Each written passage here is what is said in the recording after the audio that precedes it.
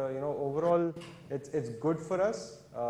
Even if the valuations come down a bit, it's a phase that is necessary for every ecosystem to get to the next stage, right? It can't always be positive, so a little bit of negative, which is not too negative, is always good. That's what we're hoping for. Yeah. I'm not so familiar with the capital market and the VC market in India, but what I would say is that I'm looking for more access to startups in India, and that's something I'm not feeling at the moment from the VCs in terms of reaching out and really selling some of the key tech startups, whether it's fashion tech or pure tech, marketing technology in particular. We meet our own partners.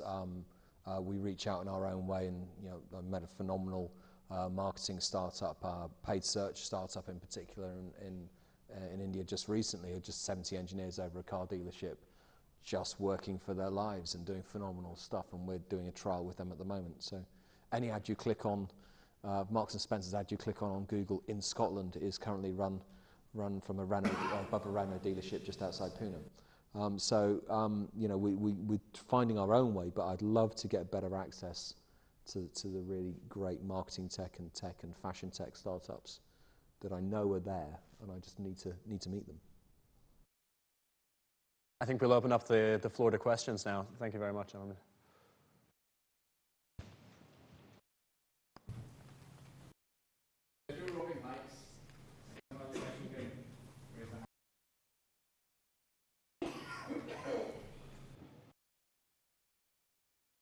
Hi, this is Prashant from Pictet. I just wanted to challenge the panel on this hypothesis that the access to capital will always be there for the biggest companies, because the biggest companies will probably have the biggest losses also to fund, and there will be only so many investors willing to fund those many losses. And what we are seeing in e-commerce sectors in India, for example, what happened to Housing.com, or what is happening to the biggest food tech companies in India, all we are seeing is that investors are kind of losing that appetite to keep on funding losses out there. So is it the right proposition to make that the biggest companies will have that access to capital, or is it maybe the smaller, nimbler players who can actually make money will actually find that capital to run more sustainably? You quoted the examples, and I think they're not the right examples. Housing was a very different story altogether, what happened over there. And food tech, what fundamentally happened is consumers actually felt more comfortable calling the restaurant next door and then using any app, irrespective of the discounts that came in, right? So the product market fit just did not happen in food tech the way it was designed. When it comes to funding losses, I think there is a realization of that since last 2 quarters. I think companies have, if you see this Diwali, it was not as crazy as the previous Diwali when it came to discounts or offers, but the consumers were naturally transacting a lot more. The objective is never to just kind of keep giving discounts if it's not showing results out of that, right? There is always a balance that you want to strike with that. Thanks to the frequency of consumers and the tier 2, tier 3 markets kind of participating, we are seeing organically companies are kind of seeing growth even when they shut marketing for weeks altogether, and that was never the case before. A company would never dare to shut marketing for 2 weeks before, but they can now because they're seeing natural traction already. When it comes to access to capital, I think what I meant was not because of anything else, as long as they're delivering on the metrics and they have the right kind of investor base to support that, right? Nobody is going to keep funding things just for the sake of it, and I think the markets have already become quite rational in the last few quarters, I would say. You don't see as many TV commercials or as many big things that were done a few quarters ago when they all were trying to establish who the top 3 or 2 players were. I think we now know there are only 2 or 3 players in each of the verticals, and I think they are kind of playing a role of not trying to now prove who the first 2, 3 are, right? So I think that is happening, and therefore a lot of the burn is kind of under control. But can there be a better way of doing this? Yes, I think infrastructure is a big problem. Getting stuff in time with less money is actually a interesting cost to bring down versus kind of funding discounts. I think that part is not known in India because for example, I talked about trust deficit. In India, you cannot just go and deliver something to people's house. 50% of deliveries are done to people's offices. So they order household items. So for example, Gillette blades are being shipped to people's offices because nobody's at home to receive it and they don't want stuff to be left outside the home because of it being stolen. So I think there are some interesting challenges for the market which will get solved. I think very interesting innovations are happening on logistics.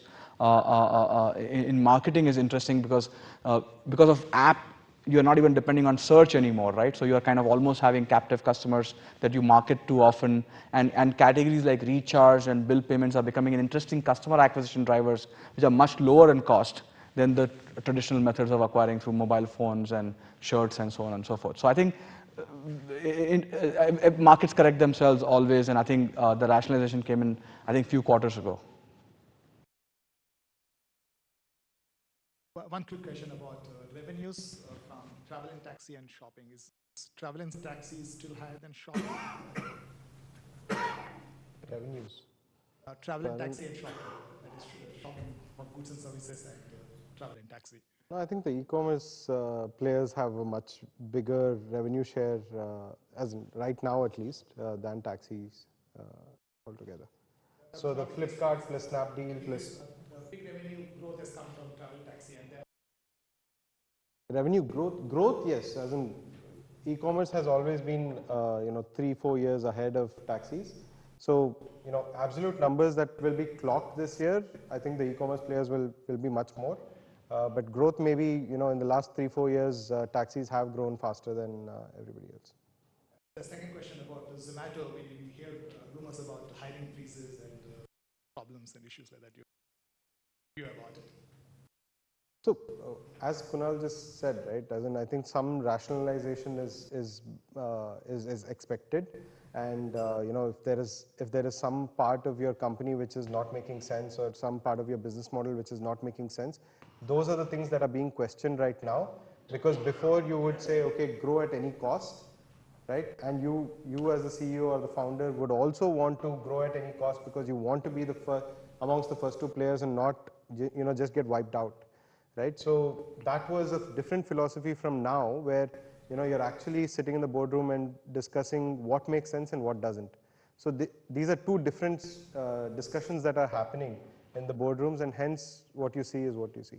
Yeah, one interesting thing that is happening about rationalization in terms of headcount, I think companies that grew to 7,000, 8,000, 10,000, 20,000 employees realized that it actually was making them slower at a disproportionate level than they thought it would make with the size. I think companies like Uber gave a very interesting lesson, saying that you throw technology at problems versus people at problems. Right? I spoke to somebody at Uber recently, and they told me that they actually have a practice in HR when a requirement of a headcount comes, they actually first throw it to the engineering manager that, can you actually build technology versus hiring this person? And can you actually really do that really quickly in 2 weeks' time so that we don't have to hire a person? And I think that companies stay very lean and effective. At FreeCharge, when we had an exit, we were close to 80 people total, right? And we noticed that we do not have to worry about the hierarchies and management of teams and getting the motivation in place. We sat in one room and worked together and delivered what we had to deliver. I think what is happening in companies now, that they're realizing that it makes sense to have high quality, small size teams delivering versus kind of having armies which are very hard to manage in a changing world where we don't know if your strategy A is going to be something that you have to switch off in a few quarters or move to another one.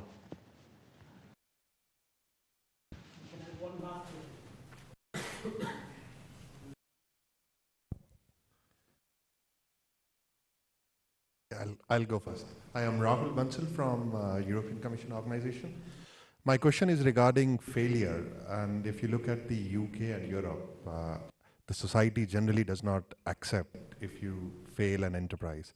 Whereas if you go to the US, it's okay to fail. You'll start a company, you'll fail, come home, sit down with your partner, cry over it, and next day you'll start your next company. So my first question, and in India, if you look at the society and the culture, we generally don't accept failure. you failed CAD, you failed IIT, the society doesn't accept that. So my first question is, in terms of entrepreneurship, is the society accepting failure? Is it okay to fail? And second, if they are not, then do you have any suggestions on how do we make sure in this process of enterprise being killed, we don't end up killing the entrepreneur or the entrepreneurial spirit in the individual? I think, we've just started in the whole startup ecosystem, right? 5 years ago, of course, there were not too many startups. The successes were few, and hence the failures also were a few, and it wasn't really highlighted. But the fact of the matter is, 95, 99% of the startups will fail. And an entrepreneur is an entrepreneur. They'll not give up. They'll either start the next venture, or they'll join a bigger startup which is doing better, right? So I think more and more entrepreneurs who have failed, but while running their own company, gave it their best shot. And of course, the ecosystem would have kind of known that entrepreneur during his journey, his or her journey. I think that has not yet happened, right? So the guys who are, today not doing so well because of lack of capital, or having taken a wrong strategy for their market, whatever it is, they're coming back into the ecosystem and are getting another chance, either through another startup or through a startup that's bigger and where they can contribute. I think once they get enough opportunities to prove themselves, of course he or she can't go on taking 10 chances. That will never be accepted. But I think good people will always shine in 1 or 2 or 3 opportunities that are given to them. A simpler version of this is, actually, we are not a society that is against failure. We generally don't like risk, because historically we've not seen the reward attached to it. As rewards become more apparent and real, we will appreciate risk a lot more. Can I just talk about failure in larger organizations? Because I think there's a lot of people in the room who aren't entrepreneurs starting their own businesses for the first time. What we see is that VCs in the UK, 60 to 70% of the money they invest will be lost, it'll fail. 30 to 40% of the money they invest will get some kind of return, mostly not stellar returns. And what obviously they're looking for is the top end, where they'll get that massive growth and massive opportunity. Translate that into your organization if you work in a large organization. If your CFO heard that 60 to 70% of all the capex that they were investing was going to fail against the brilliantly crafted business cases that you were taking to the board, it'd be a fairly short conversation. But why? If we're saying large organizations need to think entrepreneurially, we should be accepting of that. The reason we're not accepting of that is the flip side. The 30 to 40% of business cases in an organization that would succeed will succeed at pretty mediocre levels. They'll replace a system, they'll take some cost out, they'll do this, they'll do that. It's a lot of stuff, but it's not transforming your organization with explosive growth. So how do you get the discipline in your organization where you're accepting of failure, but you're also challenging to say, okay, yeah, we could do all of that stuff. We could spend capex on it's all good stuff. But where's the explosive growth? Bring me the explosive growth. And that's not going to come from your middle management. It's going to come from your engineers, and it's going to come from your product specialists. And it's going to come from the annoyingly young guys straight out of university who just don't care. And they don't care whether you like them or not, and they don't care whether they lose their job because they'll get another one the next week. And that's the challenge in the organization. It's not so much worrying about in larger organizations, yeah, accept failure, but look for the explosive growth and don't get distracted by the stuff.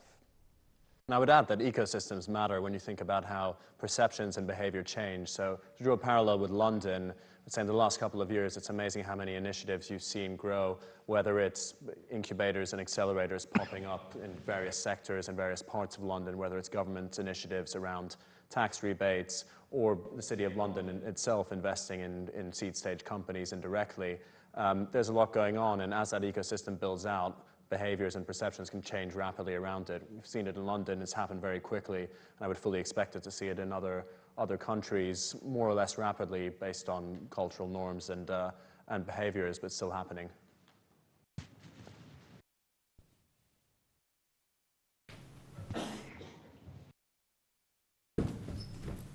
Thank you very much. That was truly insightful. Before we let you leave stage, we have a small memento from ourselves. Professor Nanda, if I may request you. Professor Nanda is the director of IIM Ahmedabad, and he's very kindly flown in from India. We have a small memento from our institute for each of the panelists. Excellent, thank you. Thank you very much.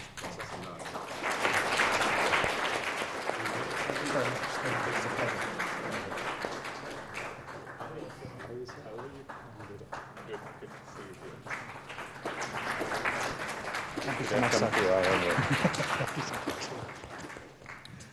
Thank you, sir.